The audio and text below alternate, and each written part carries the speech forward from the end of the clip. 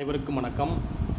நேற்று பிப்ரவரி 1ஆம் தேதி ஒன்றிய அரசு பட்ஜெட் தாக்கல் பண்ணுச்சு. இந்த பட்ஜெட் தாக்கலில் மிக முக்கியமான நிகழ்வுகளை நம்ம பார்ப்போம். ஒவ்வொரு ஆண்டும் பிப்ரவரி 1 பட்ஜெட் தாக்கல் பண்ணுவாங்க. 27 ஆண்டுகளுக்கு பிறகு இப்போ தான் என்ன பண்ணியிருக்காங்க, ஞாயிற்றுக்கிழமை பட்ஜெட் தாக்கல் பண்ணியிருக்காங்க. ₹1 வரவும் செலவும் அப்படிங்கிற இதை பாருங்கள். ₹1 அதில் வச்சு நம்ம தெரிஞ்சுக்கலாம் வரவு எவ்வளவு செலவு எவ்வளோங்கிறத நம்ம ஈஸியாக புரிஞ்சுக்கிறதுக்கான ஒரு வாய்ப்பு. நல்லா பார்த்துக்கோங்க. கடன் மற்றும் பொறுப்பு கடன்கள் 24 காசு. 24 காசு. ₹1 வரக்கூடிய வரவு 24 காசு. இப்போ மேலே உள்ளதெல்லாம் ஃபுல்லாக என்ன பண்ணுறதுன்னா வரவு. அடுத்தது மத்திய கலால் வரியில் 6 காசு வருது. சுங்க வரியில் 4 காசு வருது. வருமான வரியில் 21 காசு வருது. அதனால தான் எல்லாருமே இன்றைக்கி என்ன பண்ணால் வருமான வரி கட்டிகிட்டு இருக்காங்க. பெருநிறுவன வரியில் 18% வருது. 18 காசு வருது. அடுத்தது பாருங்கள், கடன் அல்லாத மூலதன வரவுகளில் 2 காசு. வரி வருவாய் 10 காசு. ஜிஎஸ்டி பிற வரிகளில் 15 காசு. செலவினத்தை பாருங்கள். நீங்கள் செலவினத்தை பார்த்தீங்கன்னா பாதுகாப்புக்கு 11 பைசா செலவு பண்ணுறாங்க. பாதுகாப்பு, நாட்டினுடைய பாதுகாப்புக்கு 11 பைசா செலவு பண்ணுறாங்க.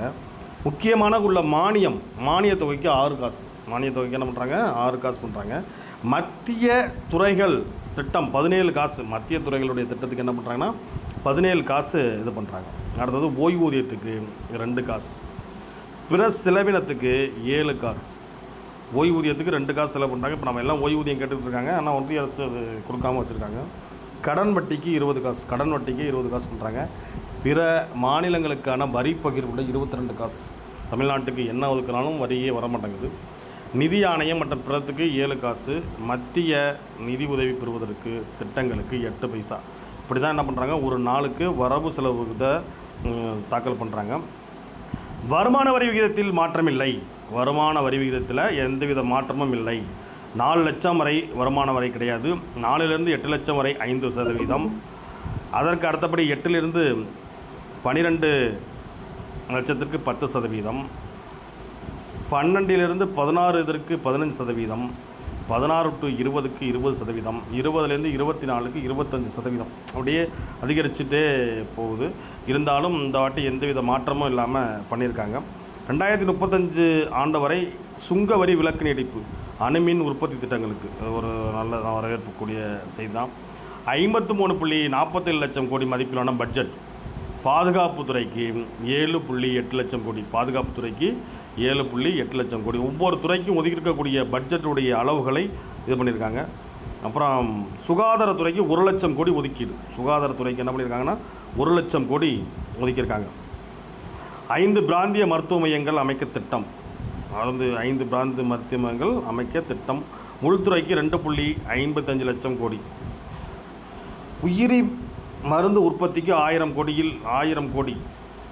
உயிரி மருந்து உற்பத்திக்கு 1000 கோடியில் 1000 கோடி அல்ல, அது 10,000 கோடியில் புதிய திட்டங்கள்.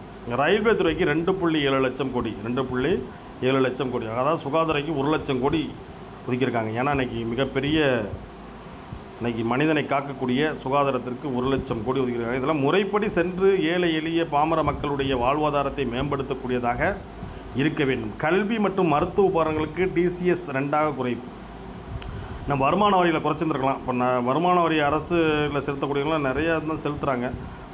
வரி வருவாயை குறைத்து 140 கோடி இந்தியர்களின் விருப்பங்களை பிரதிபலிப்பதற்காக பிரதமர் அவர்கள் சொல்கிறாங்க. பட்ஜெட்டை பற்றி ஒவ்வொருத்தங்க ஒரு கருத்து சொல்கிறாங்க. தமிழ்நாட்டு முதல்வர் என்ன பண்ணியிருக்காருன்னா, இந்த பட்ஜெட்டு தமிழ்நாட்டின் நலன் புறக்கணிக்கப்பட்டுள்ளதாக முதல்வர் ஸ்டாலின் அவர்கள் தெரிவிச்சிருக்காரு. ஒரு எடப்பாடியார் அவர்கள் வரவேற்றிருக்காரு. தான் அந்த பட்ஜெட்டுடைய தாக்கங்கள். பட்ஜெட்டை பற்றி இன்னும் நிறைய தகவல் இருக்குது. பட்ஜெட் பற்றி தனியாக ஒரு வீடியோவே போட வேண்டியது இருக்குது. விரைவில் பட்ஜெட்டை பற்றி ஒரு வீடியோ போட்டுவிடுவோம்.